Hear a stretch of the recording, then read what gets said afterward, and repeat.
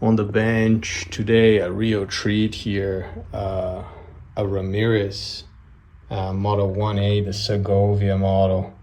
This one was built in 1973. It's in very good shape for the age.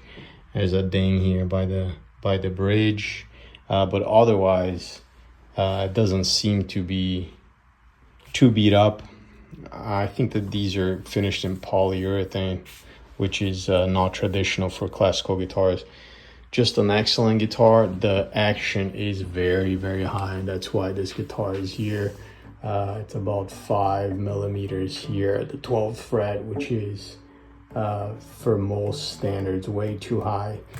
These are commonly, it's common in these guitars that they have really high action. The treble side is good, 3 millimeters. Need to lower this by about a millimeter here to get to a somewhat standard classical guitar string height. Check out this cool rosette here, just beautiful work. This guitar also has a crack by the fretboard here on the top. This is a cedar top guitar, I believe. It doesn't look like spruce to me, especially when I look from the inside. Brazilian rosewood bridge, and just a beautiful guitar. It sounds great, you know, the playing is hard. It has a 664 millimeter scale length.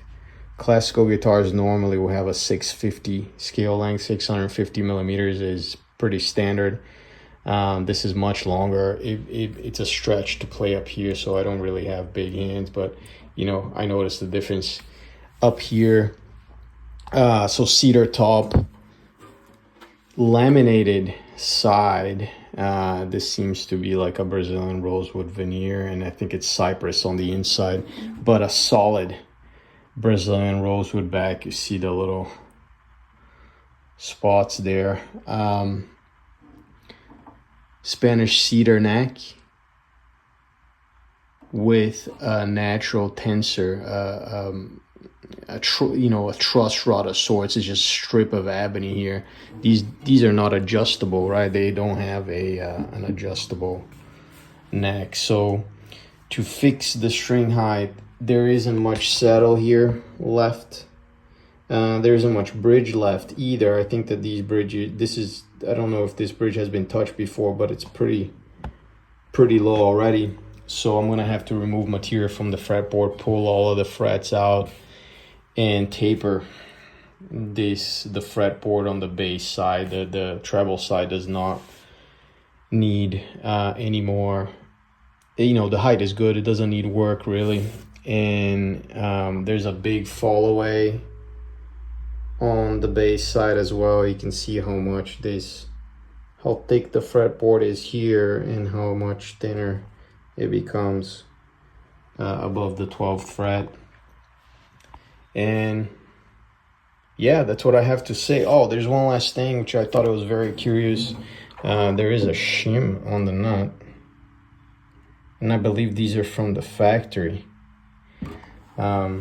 So a very, very high-end guitar here. I know that there are other, you know, Hausers and different other makers that make more expensive guitar, but this, you know, for in the 70s and 80s, I think that this was the classical guitar people wanted to have. It has the Hernandez bracing pattern. So the fan brace, they're not fanned out, they're all straight braces. I'm gonna film a little bit with my endoscope camera so you can see on the inside, try to get at that crack there.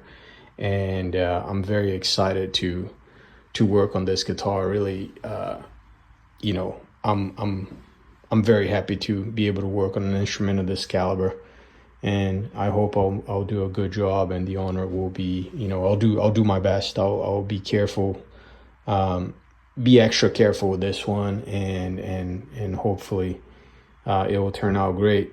So here it is, a 1973 Ramirez Model 1A, the Segovia model. Let's take a look under the hood here now. You see the red label indicating this is Model 2A. not 1A like I said previously. The fan brace and pattern with straight, they look to me to be straight, not angled braces. You see the knots there on the cypress on the inside of the laminated sides. The Spanish cedar lining. And here we're gonna take a look at the heel. One of the reasons why this guitar you can't do a normal Western neck reset. You see the ebony strip, the peones or the tentalones joining the sides, or the top to the sides, and some more shots of the sides and the top. Started removing the strings here, revealing this beautiful ebony board. Just beautiful. The way the owner restrings these is at the end he just makes a whole bunch of knots here to stop the string from going through the hole. That's one way of doing it.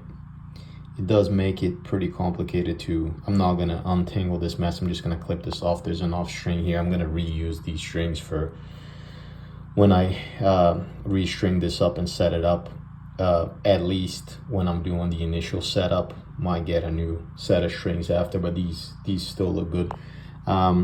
There's a way, there are many ways actually to not have to go through this. I'm gonna show it later in the video how I restring these classical guitars. They are sort of a pain because they stretch so much and they slip, but this type of thing, it doesn't look good either. But yeah, probably not the neatest way of doing it. It works. I'm gonna do something else. Also, some good news, the nut is not glued in. These are usually not glued in, they're just pressure fitted. Sometimes people will go through and glue them on, but usually in classical guitars they're just pressure fitted, and you can see the shim here under, which seems to have been worked on. The bass side, it is much thicker than on the treble side here, so it feathers down to nothing, so that's pretty good. And the nut, you can see the nut slot here, the ebony quote-unquote truss rod, right? It's not really, it's just a reinforcement strip, but you can see it through there, and a clean nut slot. That's great. Gonna start pulling out some frets now. Check out their size, and I'm gonna need to order some fret wire that matches this. They're pretty beefy frets, especially for a classical guitar, but this whole guitar is beefy. You know, the neck is thicker. This is a 22 millimeter neck. I have some notes here, 22 and a half actually, which is good because it gives me some room to remove material from the bass side here.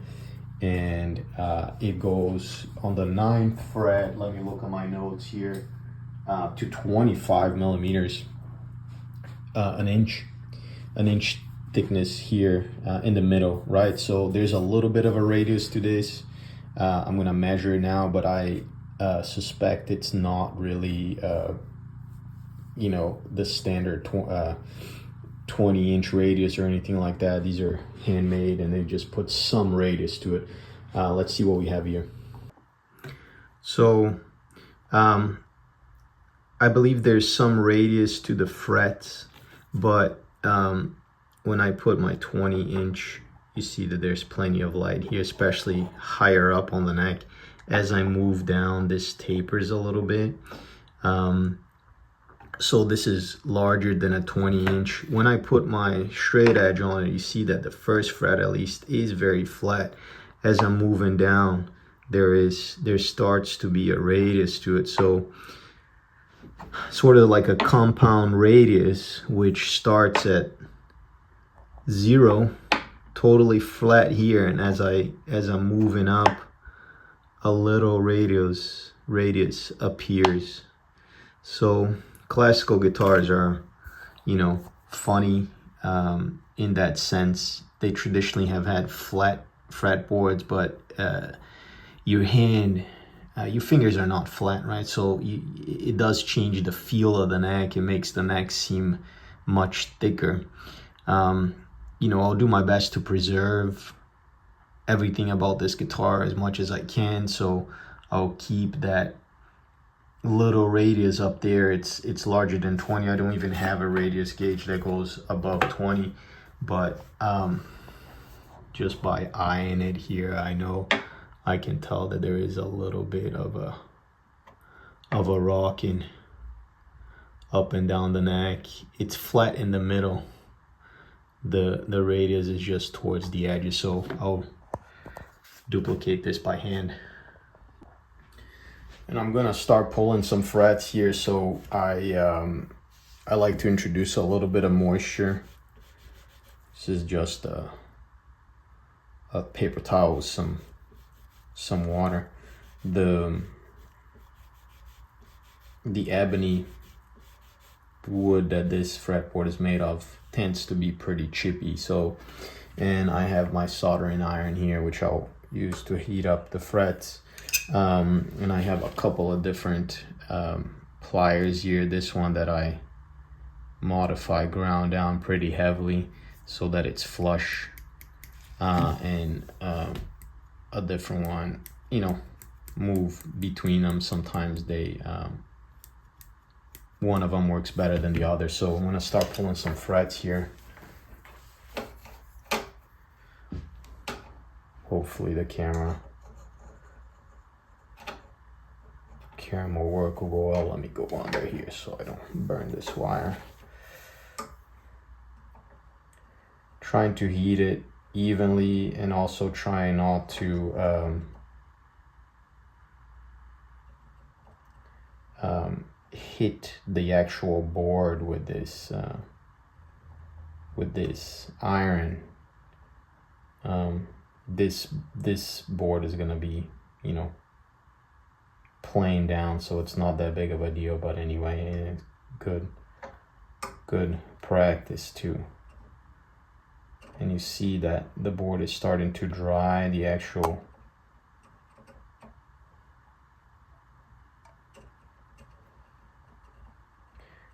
wood is drying. Fret is heating up. This is to remove any kind of glue that might be under there, and this is coming off beautifully. I try not to pry it. I just slowly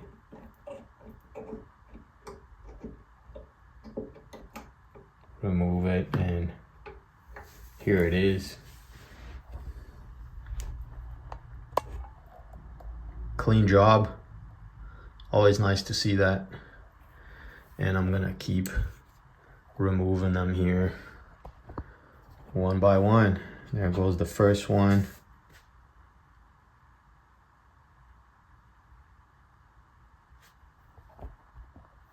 I'll keep going after it.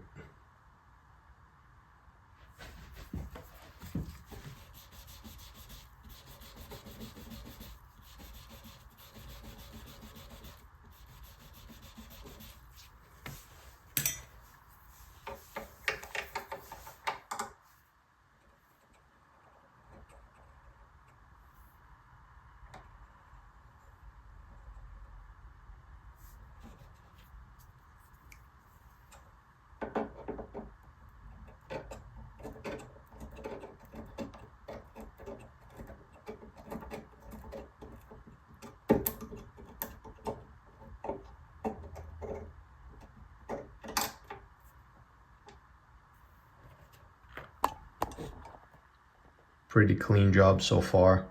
I'm gonna keep doing this. Maybe I'll give it a different camera angle here. Let's see.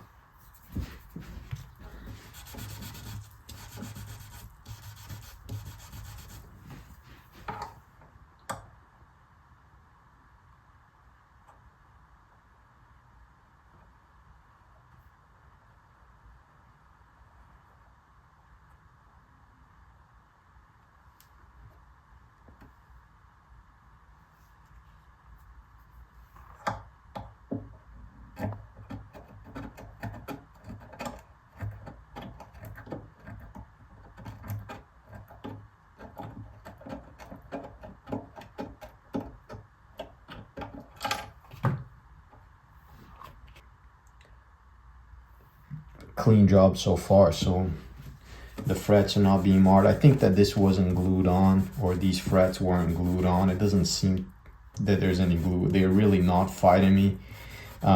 There's a little bit of chipping that's happening as I'm pulling them out, but the chips are staying on. So I'm gonna go with some glue here after, just to preserve the little corners. And you know, this couldn't have gone any better, honestly.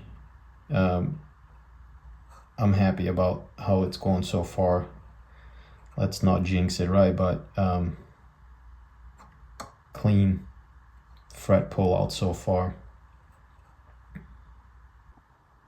So here we are, pretty clean fret pull. Happy with it. Frets are all lined up here.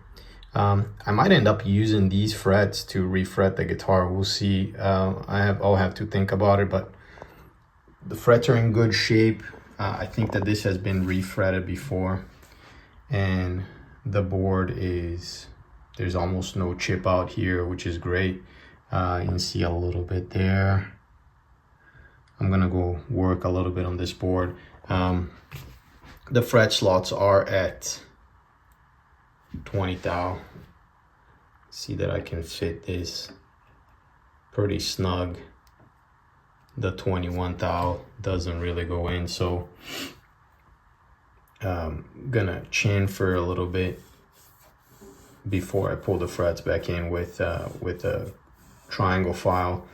If this ever needs to be pulled out again, there will be even less chipping than this time, even though, I mean, I can't really do any better than this, I don't think. And I'm gonna start working on this, planning down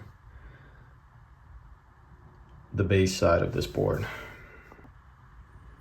The frets have been pulled out, so I'm gonna start flattening this board a little bit, and I'm gonna chamfer the fret slots with a triangle file, just to avoid the chip out when I'm playing it. I start with my under string leveler, but this is machine flat, and you know, it's long enough. So this is just to get the height off a little bit from the actual slots when they're being pulled out, and see where the board is at. I know from measuring that there is relief to this board. There was a bit too much relief to start with when the frets are on and the guitar is brought up to tension. So I'm going to introduce a little bit of relief on the bass side once I'm reflattening this board after it's been it's been resurfaced, basically, right? I have to remove some from the bass side, but the treble side is pretty good.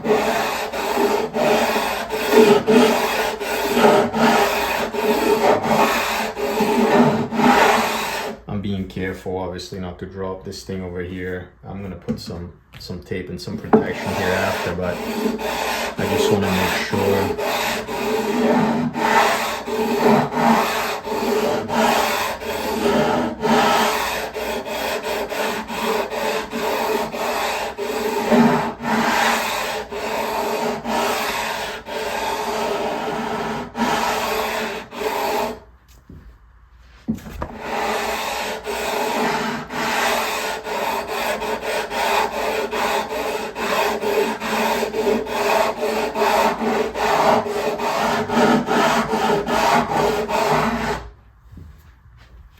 And here you can see, let me get this to a different, oh, there you go.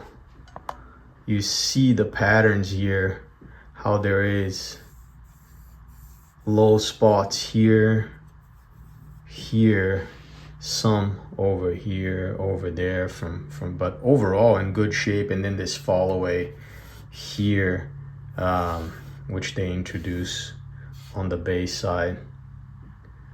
So I'm gonna keep working. You see some here as well, right with the relief area there. Gonna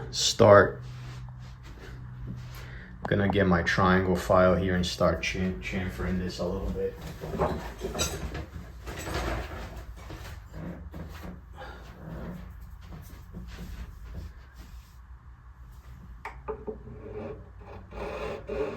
being careful just to take the edges off here.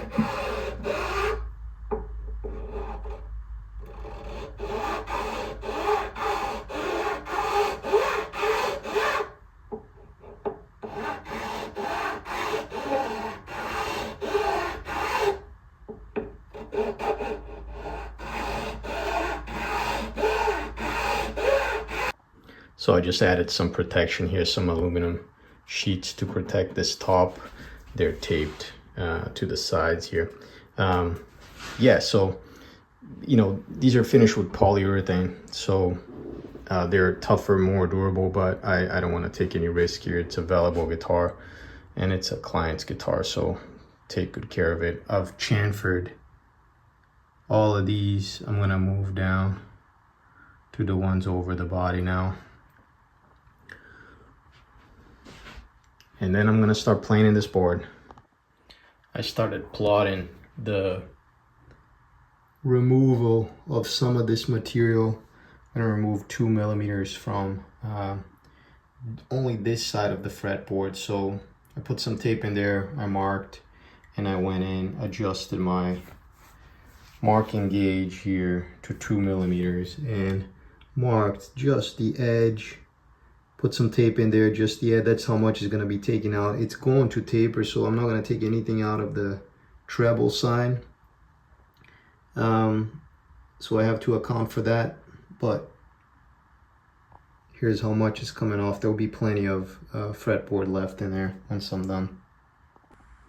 So the guitar is protected by a towel and strapped down with some surgical tubing. It might seem that this doesn't is not enough pressure, but I actually have to be careful not to crush this guitar. Once you start overlapping, there's actually a good amount of pressure. The guitar is pretty secure in there. I started planing it a little bit with my block plane, and I have my little fret slot, my saw here, right? Because as I'm planing it down, these slots are gonna start disappearing, so I have to redo them. This is a 20 thousandths fret saw, and I have a number 5 here in my block plane. I use my trusty oak block here to tune up the block plane, and you see there's just a tiny little shave in there, and I did the same thing with the 5.5 here. I'm gonna start slow and go from there. I started taking off some meat here. I have to be careful not to just lay this plane in the middle here, because there is a bit of a radius to this board. So if I keep going down the middle, I'm going to remove all that. So I have to bias a little bit to this side without introducing so much radius to it.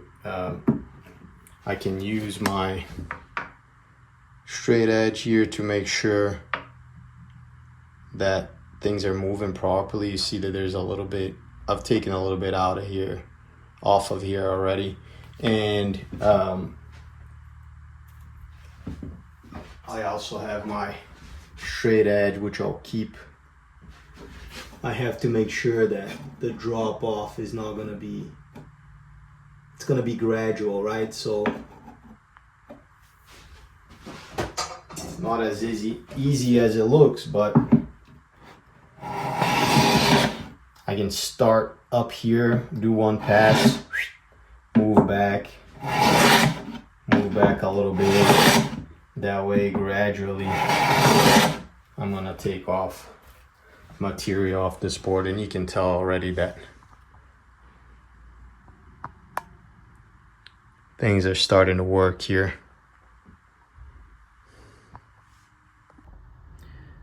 Starting to get closer here. Always being careful. See, there's a little bit of chip out over here. Ebony is chippy, but I'm going to finish this with sandpaper, bring everything down to level, and It's kind of funny, right? Because what I'm really doing is introducing somewhat of a twist to this neck. It's not exactly a twist, but because it tapers over here, but trying to lower one side and keep the other one where it is sort of counterintuitive. But that's what this guitar needs. You see down there that I'm not taking any off what's over the body, and I just keep checking with making sure that there's a rock here. There's a little bit too much here. It was flat before. And looking over with my straight edge here that, you know, right now there's a bit of a gap over here, but ideally I'm gonna make this flat and introduce relief if I must. So getting really close here, you can see just by the tape, I'm about halfway through, so I have to keep working.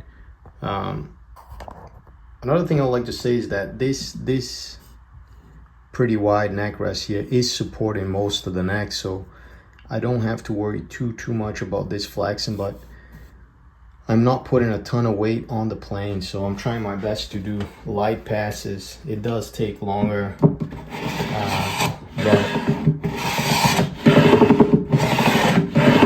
if I start pushing it down, I might introduce some flex here, and that'll be a problem.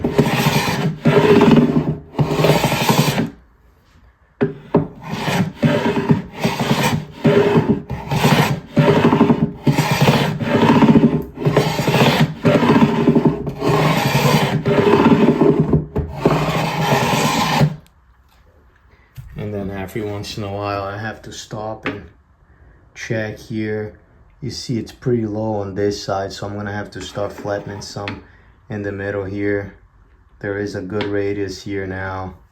This might be closer to a 20 now. It's still not. You can see here that there's still plenty of light there. It's hard to see. Let me see if I can get this camera right here.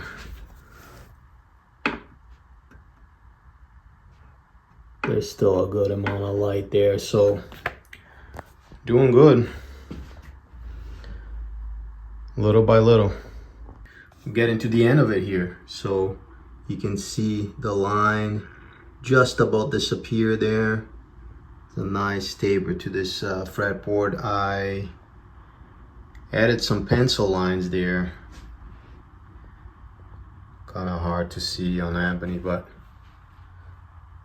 with the right light.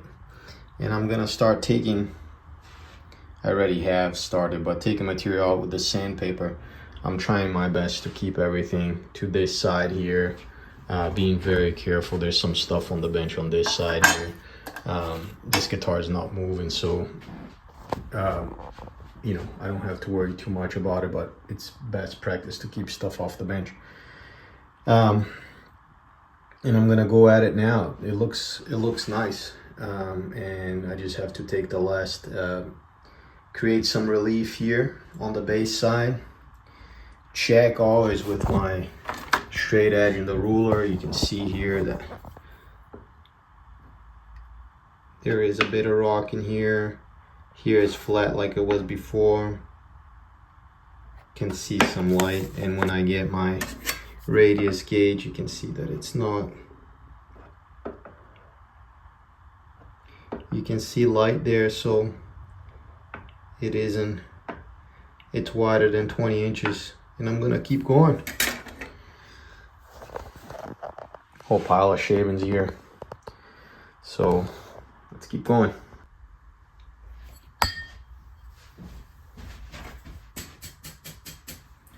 You know, I've heard a bunch of times in my life that I, you know, fairly obsessed with things and pay too much attention to small things, and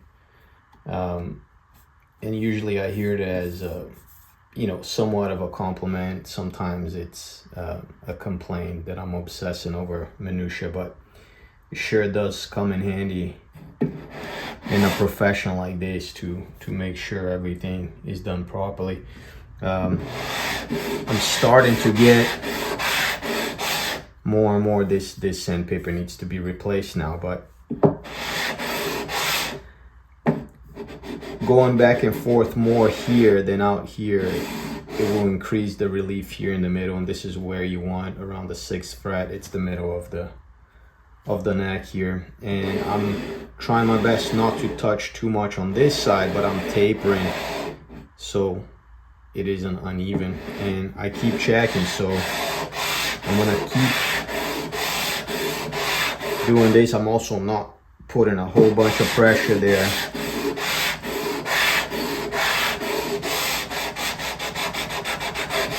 And I still want to make sure that it's feathering into the end of the fretboard.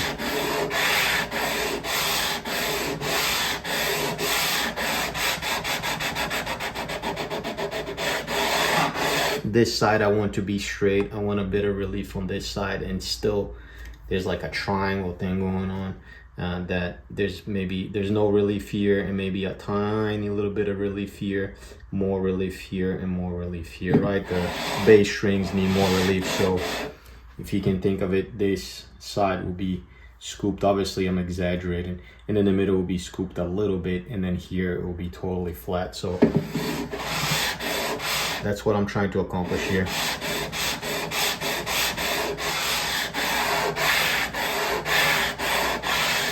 And then every once in a while I'll pull out my straight edge and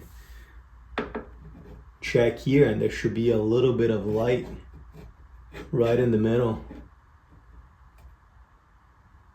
It's hard for the camera to see. There isn't much here now, but the neck is definitely not on the back bow.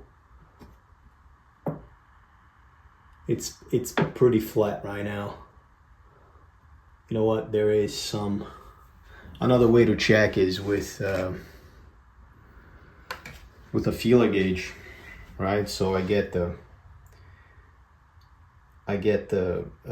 straight edge there, and find a tiny little feeler gauge here and shove it under there.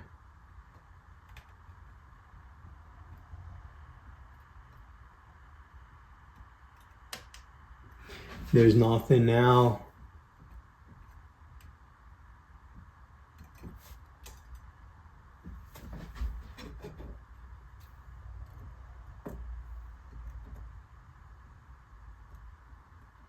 So this is a 1.5 feeler gauge, and I can't even get it in there. It's starting to get in there.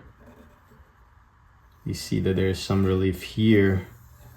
So I have to keep going to add relief to this side here, to this to the middle of the board. And I think I'm just about done here. So I have my straight edge line on the fretboard, and I know that you know, you should really measure relief with the guitar in playing position, but this neck is pretty well supported here. These guitars are light.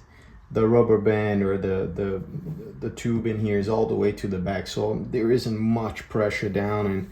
And let's see here, this is the 1 thou, 1.5 thou, and you see that it's sliding pretty freely. It stops around the 7th here. It starts getting tight, and closer to the 1st. It's also, you see, pretty tight here. And on the treble side here, it's, you know, it doesn't really, it goes barely in, but it's tough. Towards the middle it slides in pretty well, but it's still pretty tight once it approaches the 7th here. There's maybe a bit too much on the 3rd here. I have to take some of this out. But on the bass side, right where the bass E string is gonna go, and I can even go with my 2 thou here It's sliding 2.5 thou. It's starting to get tight, but it slides a little bit. And then I think that 3 thou is it doesn't go through. So yeah, you're doing well. Just the last little kissing of it and I should be done, ready for it to be refretted. You know, I got another good way to check if something is radiused or you know, if there's a little bump here, is to check the pivot point. So when I put my straight edge here, you see that it pivots in the middle. There's a very slight radius here. Now it was flat, basically flat, but you see that it's flat here. It pivots a little bit, but you see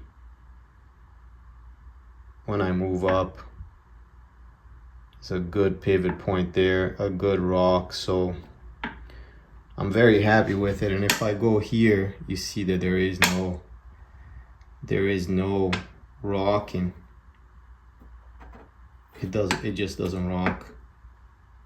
It doesn't it's not a rocking, right? It's this pivots very well here, and then when I go here it doesn't pivot, which means there's no hump, there's relief here, which is exactly what you want.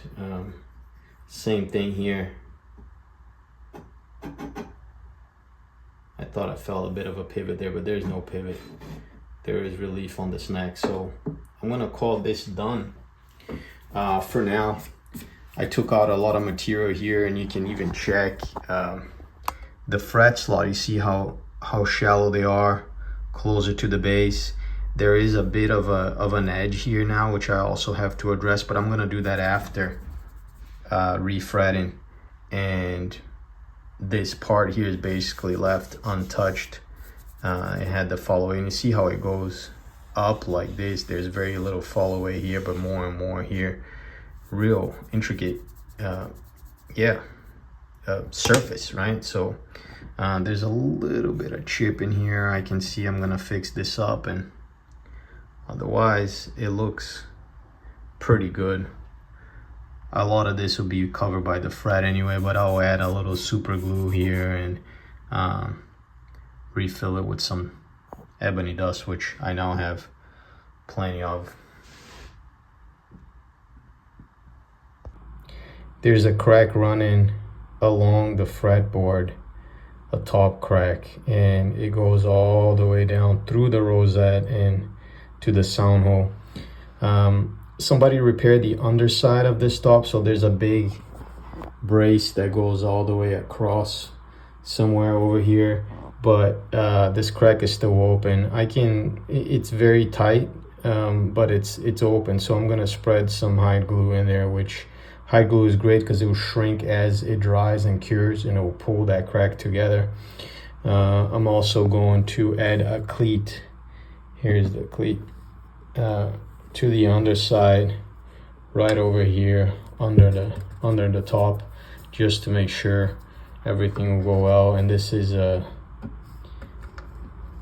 actually pine, and you see the grain lines are going this way, so they'll go across from the top grain lines, and they'll sort of stitch everything together. This will also be glued in with hide glue. You can see the crack extending over there. So quick work, and I'll get this done and improve this aspect of this guitar as well. So I'm ready to glue this cleat and fix this crack here. Add some hide glue to it. I taped the top just so it doesn't make a big old mess, and I'm gonna water down the glue a little bit before adding it to the top, or before gluing the crack. But first I'm gonna glue this cleat on. I'm just gonna use finger pressure. It'll be a rubbed joint, and it should hold just fine. Here we go.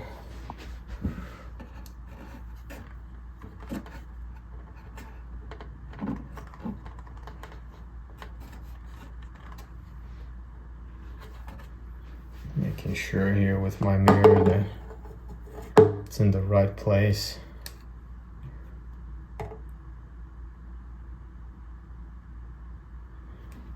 It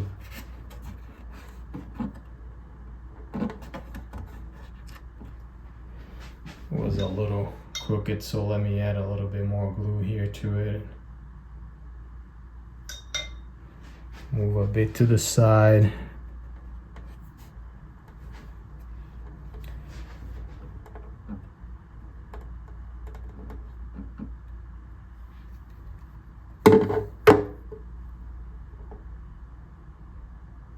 It's just fine now.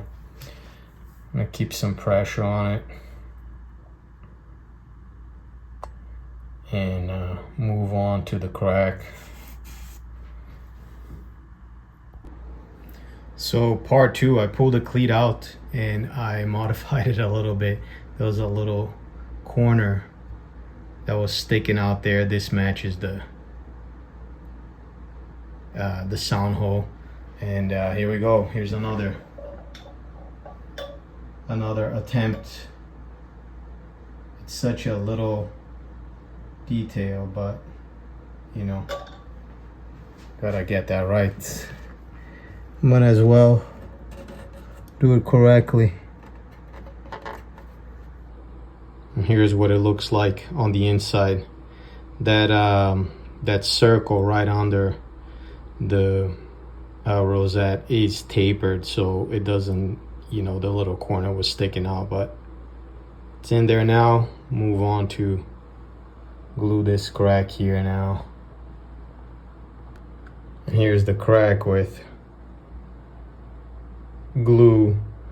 I watered the glue down a bit to make sure that it seeps into the crack. People will use these little suction cups or compressed air to get the glue in there. I think that this is gonna be just fine.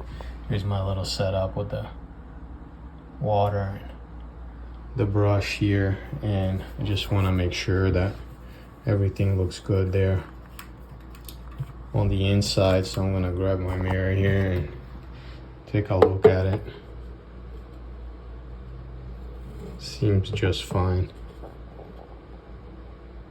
It does look like the glue seeped through it, so yeah, happy about this. On to the cleanup now. So the board is planed and sanded. I've added some relief to the base side here, and I'm gonna start working, or I have started already, but I'm working on these fret slots. After some careful consideration, I'm not going to reinstall the old frets. I talked to Aaron Green, good friend of mine. He's you know, somewhat of a mentor as well. And you know, this board had, or this neck had a little bit too much relief before, so probably somewhat loose. The frets are somewhat loose in the slots, so I'm gonna resurface these slots. I got some new fret wire for some Stumac fret wire, which fits their fret saw as well. You see the fret saw with the stop here for the depth, and 23 thousandths, it's the width of their tang. So I'm gonna recut these slots to 23 thousandths and the proper depth, and once the frets come in, I will reinstall them. You know, this the stop here helps a lot. You don't want the fret slots to be too deep or shallow. You want the frets to sit in there properly and allow for some movement, so the slots can be a little bit deeper than the tangs of the fret. And I'm gonna glue these frets in. Aaron recommended hide glue. I think that that's a bit problematic on the way that I install the frets, just because I like to make them all leveled first as much as I can, and then I'll glue them in. But I'm gonna talk to him and I'm gonna see what I do. With hide glue, you have to add glue first and then put the frets on. You can't really wick under. I like thin super glue because of that. You can add the glue after. But you know, here I am recutting these slots very carefully. You don't want to go too fast here and risk the saw slipping and cutting across and you see how it binds a little bit in the beginning. So this is this slot here I cut before already, and you can see how the saw glides nicely. And once you go into a new slot, you have to be extra careful, but with a little bit of patience, you'll make it through. So here it is, nut slots being recut, and we move forward. I'm getting towards the end here, and put on some protection here. Obviously I don't want to go through the top with this saw. This is also a little tool to check to see if the slot, the depth of the slot is working. You know, this board is relatively flat. I've established that the 20-inch radius is it's less than a 20-inch radius, right? So, you know, it's nice to check with both. And you see the little lines here. So as long as these slots are a little bit deeper than the tang of the fret and they're consistent on both sides, we should be okay. I don't like to make the slot exactly as deep as the fret tang because, you know, the wood moves and swell and contracts and all that, and I don't want those frets being pushed out after the install. At the same time, you don't want it to go too deep either, but we have room here. So getting to the end of it, the end of this slotting at least, and then we'll move on to something else. All done with the fret slotting now. The last thing is grab my little triangle file here and chamfer these slots. They've been made a little bit wider, so this makes it easier to put in the frets, and if you pull them out again later, it'll be less chipping. So going slowly down the board here, and I'm gonna use my little protector all the way down there as well. Here are my tools perfectly laid out on the bench here. These are the tools I use to cut these fret slots and make sure that they're the right depth and width. I got my saw here with the depth stop. The fret slots can't be too shallow or the frets bottom out and won't be seated properly, and also too deep slots are sort of pointless and they can add some flex to the neck once this is up to tension.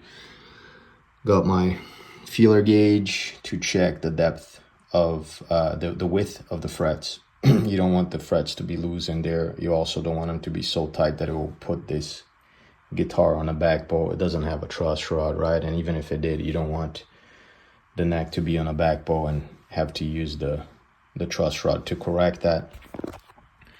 My little feeler, my depth gauge here, which I use to check the depth of the fret slot and make sure that they are all the way around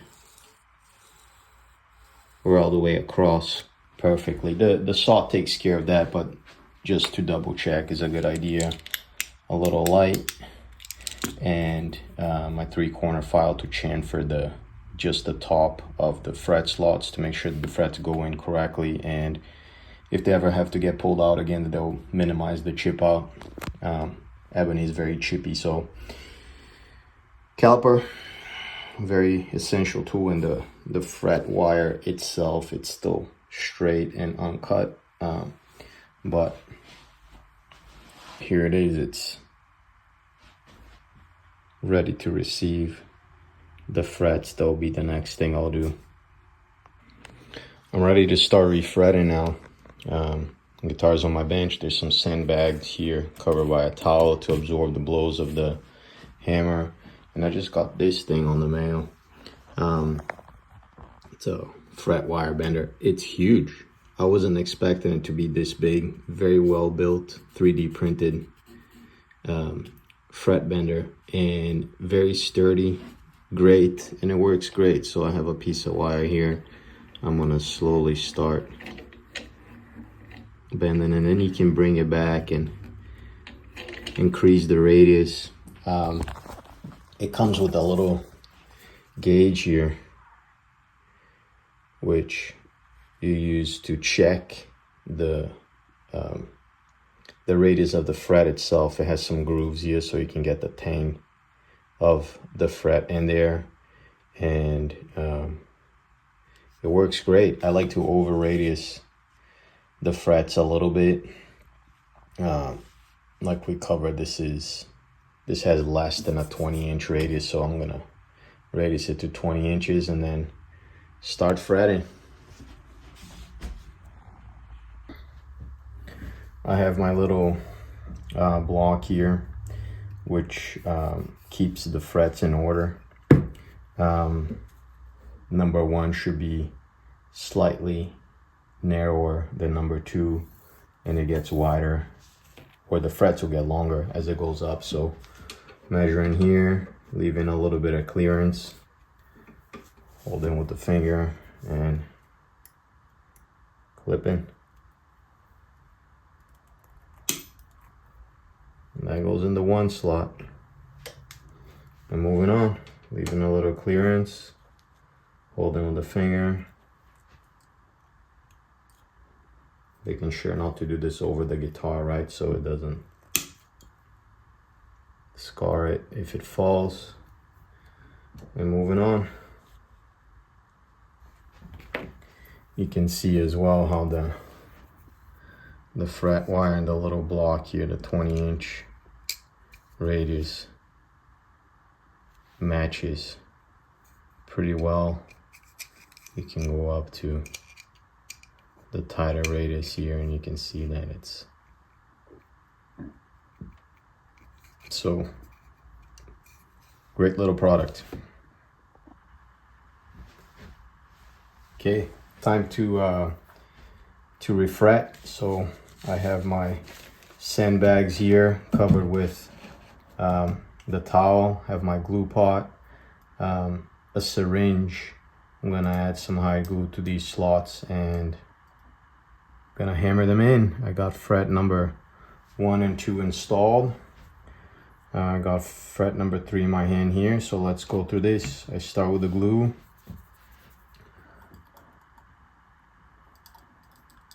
Try to get a conservative amount in there, but to fill the slot fully.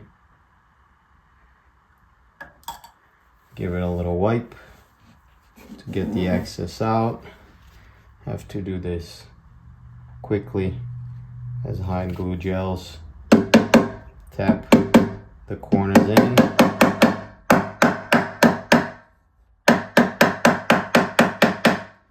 Make sure that everything is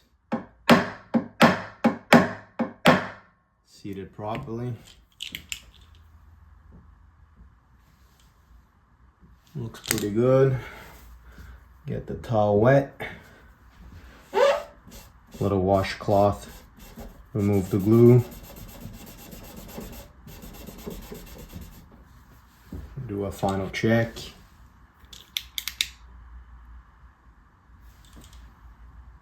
Very good. Let's get in there.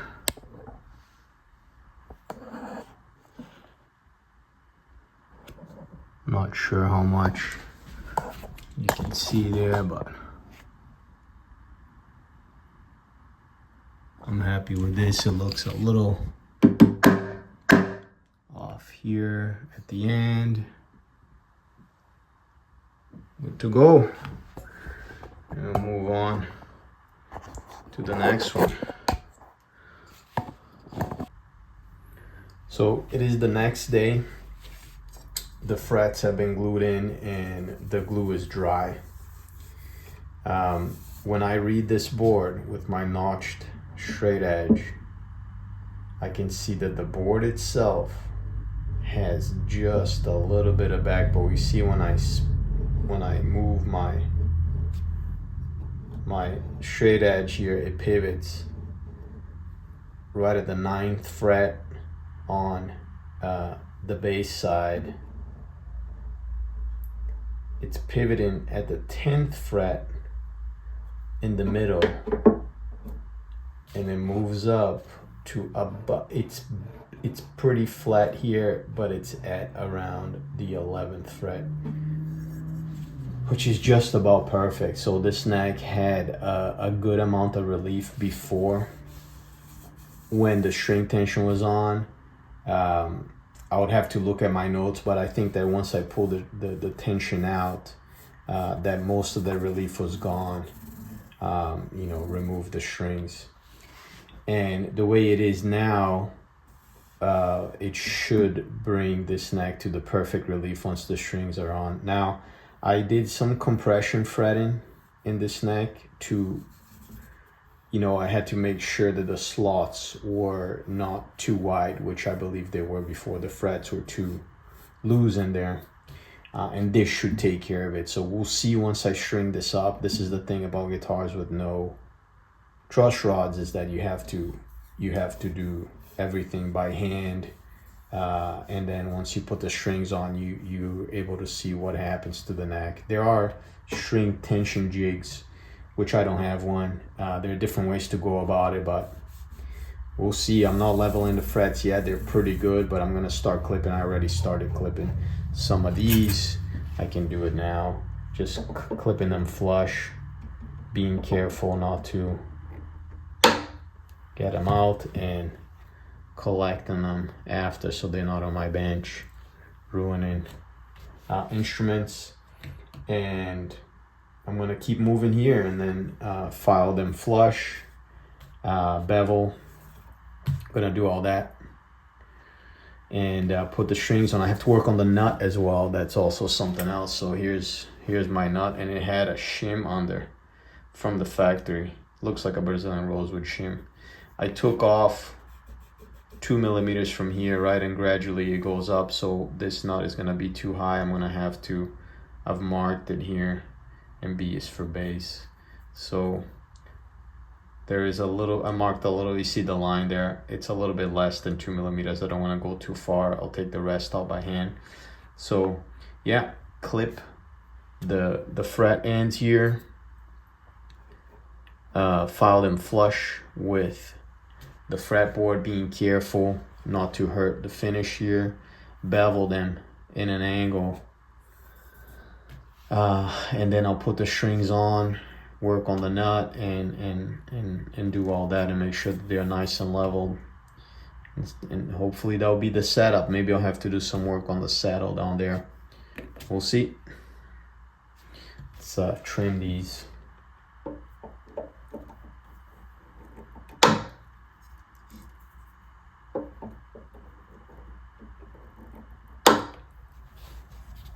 They have a tendency to fly around, and then I have to stop and collect them. And here they're all trimmed flush with the fretboard. They are pretty sharp right now. So I have a couple of files I like to use. This is just my regular fret file on a quartered oak block with some grooves here for my finger just to make it nice to hold. This is a Music Nomad file. I like this because it's double-sided. There's the double cut on one side and a pretty somewhat fine single cut on the other side. This is a much coarser file. I'll start with these. It makes a horrible noise.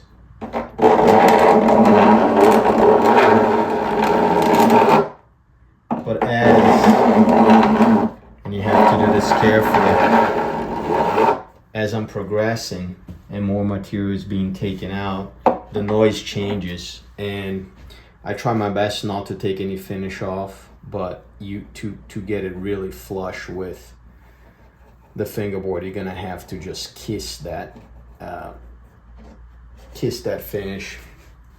The fingerboard is not exactly straight down. Sometimes it is, but you have to do some maneuvering like this and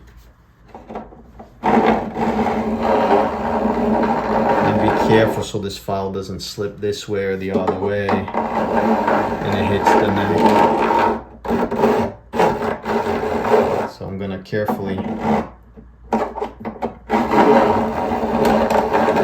go on forward here. I obviously got the protection here for the top. And after doing this for a while, once it's flush with the side, I'm gonna flip this like this. So I introduced a bevel to the frets, and I'm gonna finish with a little fret end file. Is a tiny little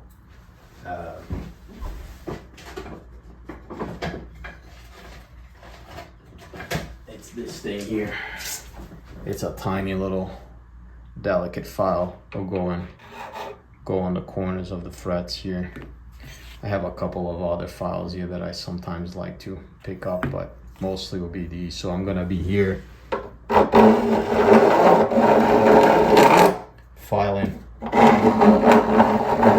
this for a while and then move on. So the frets are now flush with the body. You can see that there's just a different sound to it. I don't want to go any further because I'm starting to barely touch the finish. And I'm gonna introduce the bevel. Now there are blocks that you can put a file on that hold the file at 45 degree or whatever angle, whatever arbitrary angle they pick. You can do this pretty well by hand. Just have to be careful and consistent with it. And in the end, it's a matter of function and sight, right? If it looks good and if it functions properly. If it's 45 or 42 or 47 or 30 or whatever angle it is, you just don't want the frets, the bevel to go all the way too deep into the fret. You also don't want the angle to be too steep here and make the fret a little bit sharp. But you know, everybody has their own way of doing it. This is how I do it. Hold the file at 45.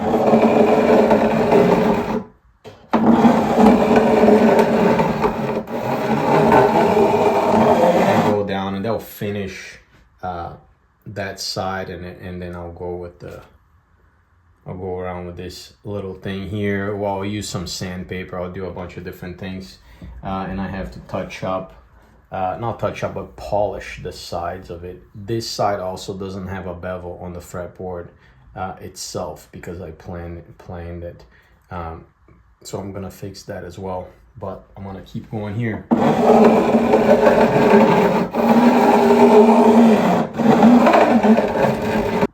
You can see just how the bevel is starting to come together. There's no bevel on this side here. You can tell the difference. You see all of the filings here as well. And up and down the neck.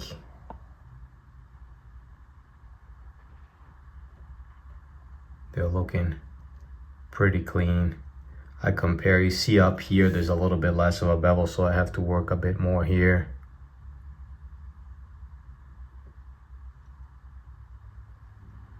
But little by little.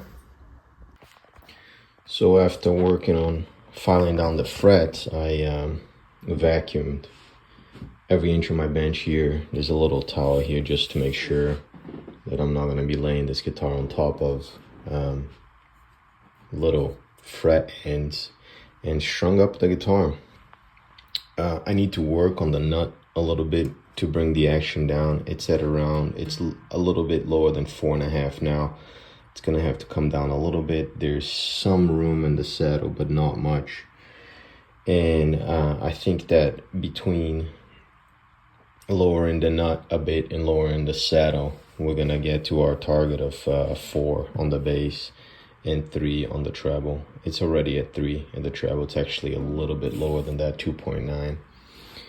And the fret ends are beveled. I still need to finish the frets a little bit, but it's they're pretty smooth except for the actual edges, which I'm gonna go through with my little cornering file here, or the corners, I would say, up here on the sides. It's pretty good. So I'm gonna keep working on this, and hopefully we'll get to the end of it soon. I'm gonna take off the strings now and work on the frets a little bit. They are not totally leveled. I just, you know, after I hammered them in and I filed the ends, I strung up the guitar, so there's always a finishing touch that's needed in the end. But here we are, strung up for the first time. I'm going to level these frets now. They are pretty good. There's some inconsistencies I went through with my fret rocker once more. And I'm gonna use sandpaper this time, not my file. I have very little to take off here, and I don't want the file. I like the sandpaper, the mark that it leaves. The file could be a little bit rough, and it makes it harder to polish them at the end. And I want to take off a little bit from the first few frets here to make sure that I can lower this nut a little bit more and get to that range. So I like the diamond or the diagonal pattern. I don't go like this. Sometimes I do some of this, but I want to maintain the radius. And I started here. The nut is still on. I'm being careful here.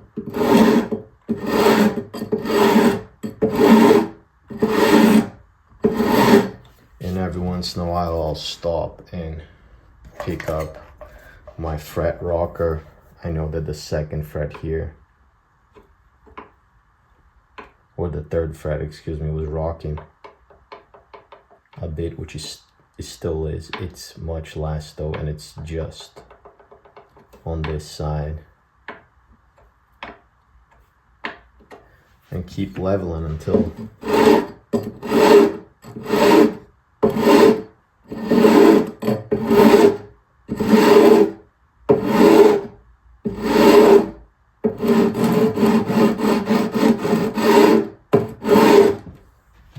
I'm happy, which this is pretty good. And you can see the material that's been taken out. I marked the frets that were with red Sharpie, as you can see. This is getting pretty good. They just need to be polished, recrowned really, but I didn't take that much off the top.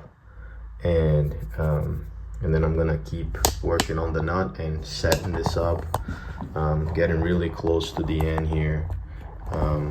Oh yeah, another thing that I need to do, let me adjust my camera here, is to go through with my little file and round the corners, just to take that little sharp edge off. And I'm going to go oil this fretboard and all once I'm done.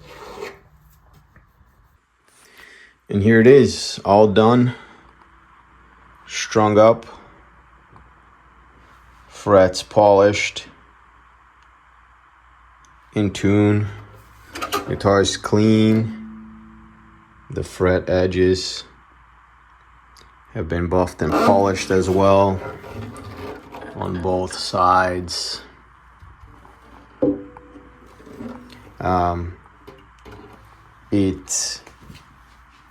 Let me see if I can get the camera to focus here, but I got the action at, all right, I took my hand off of the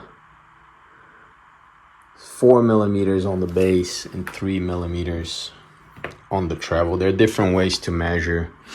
I usually measure by pressing on the first fret. I didn't here. That seems to be a popular way to measure action for classical guitar players, and 4 and 3 is a pretty standard. It's much better than what it was before. It was 5 on the bass side. The relief is at around 4 to 5 thou on the bass, and there's very little relief on the treble. I didn't even bother measuring what it was before. It was huge. It was probably something like 30 thou. And I'm happy to be done with this project. Great guitar. I'll definitely remember having it on my bench. I worked on the nut as well. The nut had to be lower. There was a shim under which I sanded out, and then I lowered the nut. It obviously needed after lowering over here, and oiled the fretboard and all that. Cleated the inside. I had to repair the fretboard here as well. It has these 2 split frets here in the end. Happy with this one, and that's about it. I'm gonna play it a little bit now, so let's hear what it sounds like.